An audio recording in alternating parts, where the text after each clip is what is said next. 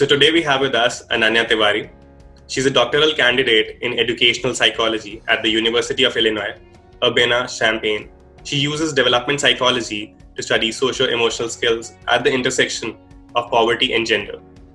Her focus areas are cross-cultural measurement of socio-emotional skills, program design, and evaluation using culturally responsive frameworks.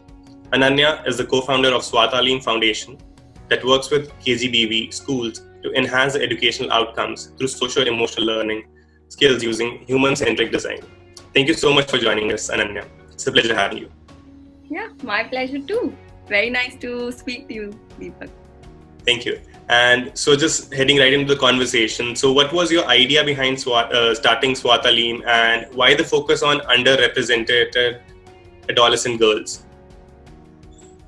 Yeah, I think I've been asked that question many times, and these questions always have some personal sort of origin to it. And I think, I've grown up, my hometown is Kanpur, Uttar Pradesh. I've grown up in a middle class family. Of course, my struggles to pursue education and then a career were much lesser compared to others, but I still had what a normal woman would go through. And I think that was always at the back of my head. But frankly speaking, I never thought about this when I was growing up. I was very interested in science. And so I think I was 21, I was living a very nice life in Sweden. But something was missing. And that realization, I think it came when I settled in Sweden, and I also used to come back to India often, and I used to see the same kids I would play with were working to earn wages for their families in factories nearby. And I never felt I was smarter than them when we were playing as kids. And suddenly we have two very different life outcomes for both of us. And I think that is where this idea that, hey, your birth is actually deciding a lot of factors and outcomes for you right at the beginning started sinking in. And so that is when I made the switch. So I came back, I started teaching. And I also, of course, was introspecting quite a bit of what I want to do and what sort of is a natural calling for me. And that is where, I was also exposed to the KGBV system, which is a system we currently work with, Kasturba Gandhi Balika Vidyalaya. And that was, 1.5 years after coming back to India, I was working in Bihar. And so I was staying there. And it was a really hard experience, but a very, very useful one. And that is where I sort of got exposed to the whole system in and out. And so I was working with the ministry, but I was also going and staying in the KGBVs and chatting and conversating and doing research with young girls. And that sort of really, really made sense to me because the system is almost uniquely designed. It's a very targeted policy when you look at it. It's for young girls who have been underrepresented. And it was sort of targeting the same thing that was troubling me, where even their outcomes have been decided for them, and in a much more intense manner than they were for me. I still had the opportunity to change some of them, and I think that is where Swatalim's idea really lied. I co-founded this with Vaibhav, and both of us really wanted to work with groups who were really underrepresented. So what is it exactly that Swatalim is doing differently, considering there are tons of organizations working in the space of education already? And how do you differentiate your model or your pedagogy or curriculum or your approach, for that matter, that sets it apart from the ones that are already in the space? Yeah, I work with few big international organizations, and I can share experience from them. So I don't speak for all organizations, but I think one of the reasons why we started or built Swatalim was that we did want to work on our metrics and impact, but we also wanted to invest heavily in organizational culture and also the way we are working with our stakeholders and beneficiaries. So when we sort of talk about participatory processes in order to make a program more effective and sustainable, how does it look like? And so I used to head like a really big chunk of at one point with 100,000 teachers actually in Uttar Pradesh. And there was a huge investment by one of the very prominent agencies for 15 years on literacy. And what was discovered in my work was that the impact evaluation sort of gave no results, and you've spent a lot of money on that. The reason was that there was never a buy-in from the teachers. And so it was an extremely top-down approach where things were designed, probably problems were chosen, by some other person. And the teachers were just told to do what they were. And there could be probably loopholes around monitoring or other things, and they didn't do it. And that is what you see. Now, the point is that they are heavily invested in the system. They are a very big part of the system, and they are a permanent part of the system. So it's not like the government teachers coming and going. There it becomes extremely difficult, and I feel if I look at it from a research point of view, or I also do a lot of evaluation work from a very objective technical point of view, it also sort of makes your program very inefficient because you've not involved the stakeholders who actually are facing the problem in finding solution to the problem. And I think that's also it is something that is hard to do. It is harder to do with scale as well. So I do understand the challenges that the organizations face in actually trying to have these very participatory processes. But I think that is what we wanted to do, and that is what we are trying to do. The idea is that this probably is the answer to sustainability. So if tomorrow you remove us, which probably is the highest indicator of that things have worked out, we are no longer required, they would still go ahead. They would still go ahead because they have the capacity to design. They are motivated to see changes because they've seen certain changes, and they have the confidence to problem solve because they've solved problems before. So I think that is what is sort of driving us.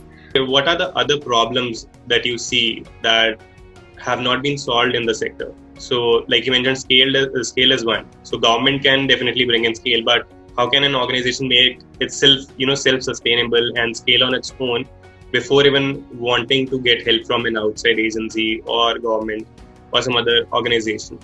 Also, like you mentioned about the stakeholders taking feedback. So these are some of the things that just, revolve around listening to the people that you're working with. So it again could be narrowed down to the domain of communication as such. So what are some of these specific themes that you can pick and you've seen through your journey as well that need to be worked on, and brought in some finesse in them for an NGO or even an organization that's working in the space to be able to, provide better interventions or better impact on ground? I think there has to be more documentation.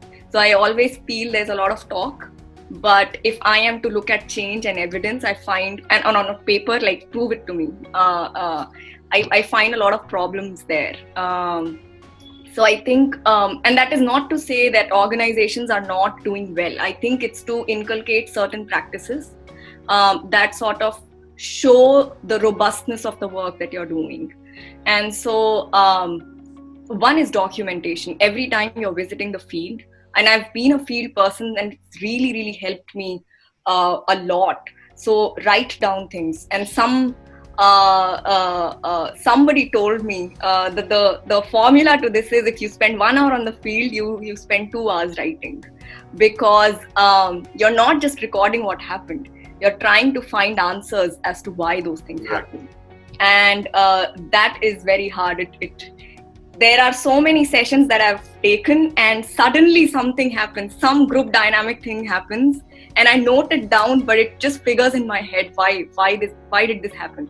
And I think some of these things are the biggest factors of sustaining a program. When I was sort of venturing into this, I was finding good books to read, and I don't. There are very few books. There are very, very few books, and so, but you have a lot of books on science. You have a lot of books on business. Why don't you have good books and good documentation on non-profit practices or social evidence practices? And so I think that's a good investment area to make. And in terms of sustainability, I think that is more to look at from a strategic point of view. So is it financial sustainability? Is it impact sustainability? What is being talked about? I think, and I mean, this is not new, but I think for fundraising especially, find champions who believe in your work. And I think people have said that often. But you can depend on grants. The only problem with grants that I see is, and I've seen that effect quite a bit. So when I look at the UNFPA or when I look at other agencies, and it's not their fault, it's actually monitored by US Congress here, is that something changes in the government and you have almost $36 million pulled out just because the Congress doesn't want to invest. And I was sort of doing this research. It actually brings a lot of lack of trust in people, because there was this organization in Nepal, I think, and they were working for reproductive rights of the woman, and the funding was pulled off. And the next day the woman comes seeking some help with respect to her health. And the organization, helplessly had to say that we'll not be able to support or help because, there's this huge cost cutting and we're not in a position to offer any help.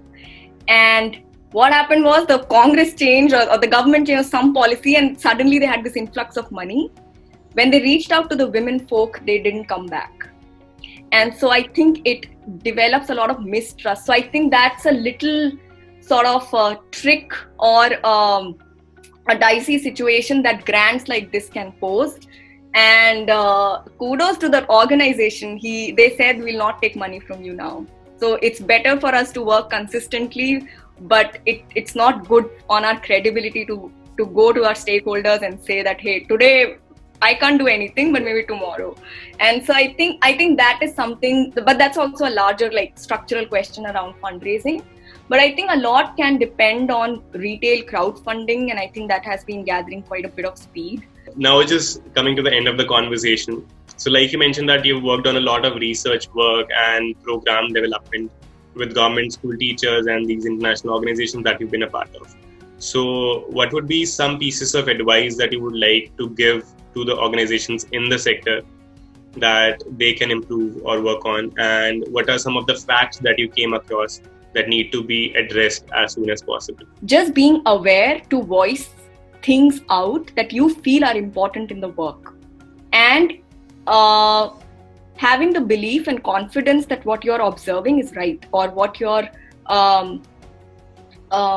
inputs can be valuable for the entire program or organization. I think that is on this end. But at the same time, even organizations can be power differential blind, right? So they're blind to these intricate sort of differentials that exist, and even they can take, a much more active step in order to address this. So encouraging people, and that can happen through so many capacity building sessions or just having a culture where people can voice things out. But also I think examples are very good ways. So not just voicing them out, but also acting on what their suggestions have been. And so, hey, I think probably you make a better point than me, and let me change this in accordance to what you said.